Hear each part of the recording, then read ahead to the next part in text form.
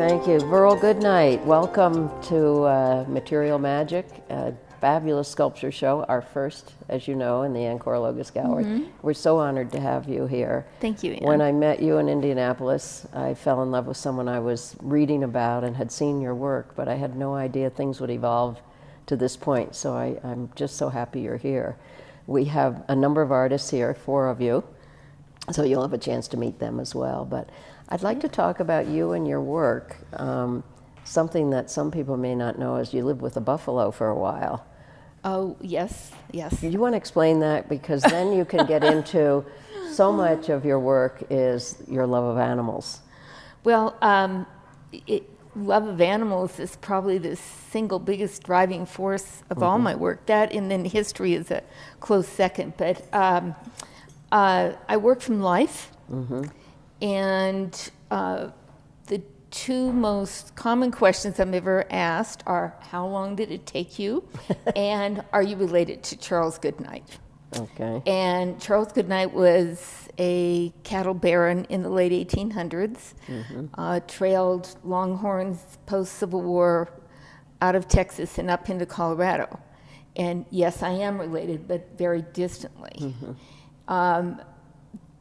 He was in Colorado and then did a reverse migration back to Texas in 1878. And in the process of doing this, they drove the buffalo out of, the Paladero Canyon out onto the plains. And this was when the hide hunters were in full swing.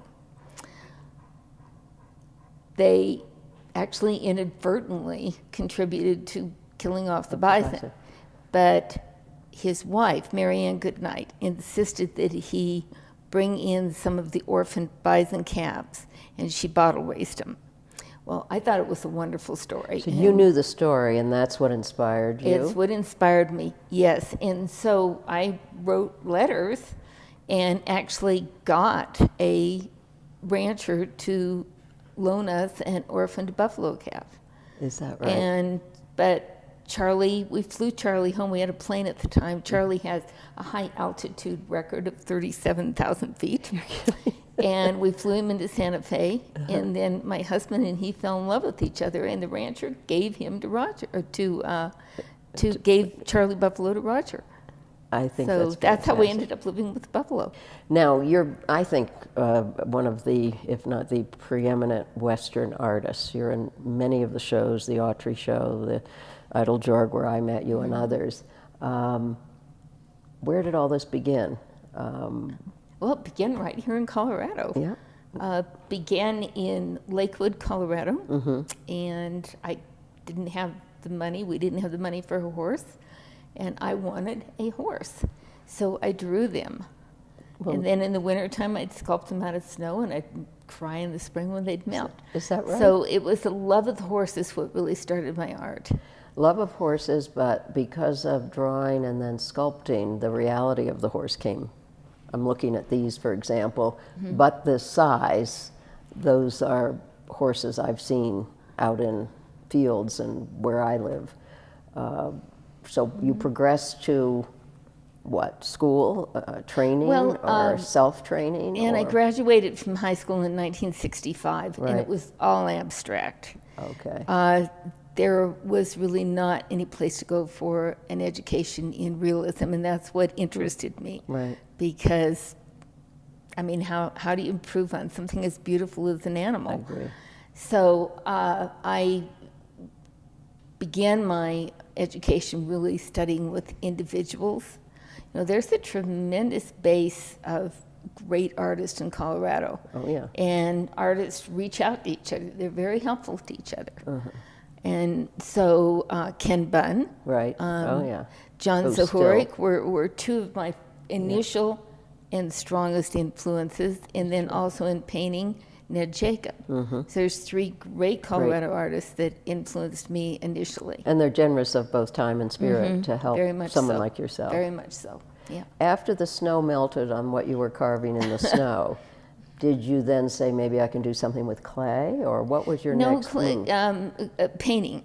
So you went from that to painting, not to sculpting at that point. Yes, but because there wasn't a place to get a formal art education, it didn't take me very long to figure out that I needed to know more about anatomy. And so I started sculpting, actually, just to educate myself on anatomy. You know, there's no second guessing with sculpture, with realism, with realistic sculpture. It's 360 degrees from top and bottom and every angle. So you really have to understand anatomy to sculpt the way I choose to work. Well, the anatomy and how it's used, how the anatomy moves, I guess. Can I say it that way? I like to say it's the key to the treasure chest of creativity. I love that. And if you understand the horse, the human, and the bird, Yeah. you can do everything. I mean, our puppy back here, that's hiding behind the chair, has all the same anatomy that these horses do. So do you and I. Right. And I've taught for about 30 years. Right. And half of our class were down on our hands and knees. And I have people feeling various parts of their bodies so they can relate to their anatomy, to the horse. To a horse. So talk a little bit about, you wake up one morning, you have a marvelous studio, and what happens? Do you say today it's a horse, or do you say it's something that's been commissioned or a collector is asking you to do? Because you've now had such a marvelous career, and we're going to talk about one real wow in a minute, but marvelous career. How do you find freshness every day? I am not going to live long enough to do everything you want?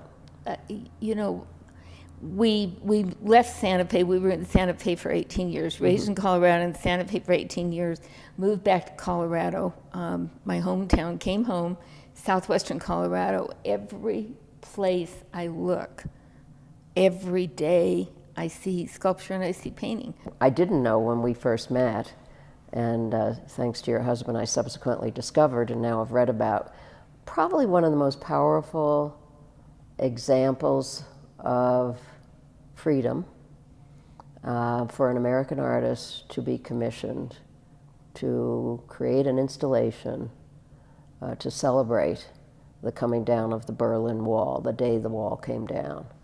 And I want you to talk about it, how that happened, and I am absolutely dumbfounded of the obviousness of the use of horses, huge horses, brilliant horses. Thank you. Several horses, leaping over pieces of the Berlin Wall in the installation in Berlin at the George Herbert Walker Bush Library, maquettes at the Reagan Library and elsewhere. I guess And this was CIA. in Denver, CIA, hopefully the Air Force Academy, if we can help. And I thought, where did that come from? Because I can't picture it, frankly, if you had people climbing over, which we saw videos of, it wouldn't have been as powerful. Talk about conceptually how that came to you, other than your love of horses, but for that particular work. It's extraordinary in my view. Well, and that was a dream. I bet. I mean, in the middle of the night dream. Really, that it came to you. This November 9th will be the 25th anniversary of the fall of the Berlin Wall. Now, I'm a baby boomer, and we all lived with the threat of the Cold War. Right. But I lived in America, and I lived in Colorado, and my parents hunted and fished, and for me, freedom is always the Colorado mountains, and if I can be on the back of a horse, it's even better. When the Berlin Wall fell, I was, like millions of others, glued to the TV. It was good news for a change. I'm a Pollyanna. I don't watch the bad news, okay? That's smart. I was glued to the TV, and, tears running down my face at the joy of the people. Yeah. That night, at 3 a.m, I was actually awakened by a dream. I was actually working at the time on 5 small studies, little studies, maybe 6 inches high, for a composition for a commission to the entry of a resort in Florida. And in the middle of the night, my little 5 studies became horses that were living and breathing and jumping over the fallen Berlin Wall. And I woke Roger up at 3 in the morning. He didn't really want to talk about it then. But the next morning, he did. And when I ran the concept of using horses as an expression of freedom of the human spirit by several people, it was extremely well received. Really? That began a 9-year adventure, and because it wasn't a commission, it was my idea. And the development gave me the commission, but they wanted the horses spread out. And I turned the commission down.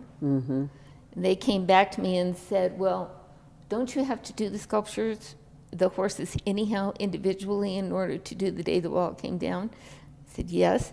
And they said, well, if you do the horses for us, you can use the horses for your idea.